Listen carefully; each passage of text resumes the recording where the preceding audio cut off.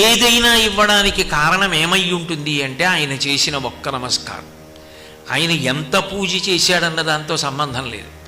సకృన్నత్వానత్వా కథమివ సతాం సన్నిధదతే అన్నారు శంకరులు సౌందర్యలహరిలో.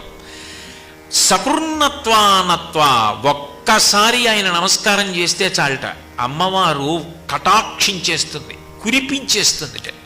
ఎందుకు కురిపిస్తుంది అంటే ఆమెకి ధర్మం అంటే అంత ఇష్టం. ఆమె అవతారములన్నీ ధర్మం కోసం. ధార్మికుడైన వాడెవరున్నాడో ఆయన ఒక సంకల్పం చేశాడనుకోండి, అది అవ్వాలని కోరుకుంటుంది. అందుకే పెద్దలు ఒక మాట చెప్తారు, యోగి సత్యమును మాట్లాడడం కాదు, యోగి మాట్లాడినది సత్యమయ్యేటట్టు అమ్మవారు చేస్తుంది.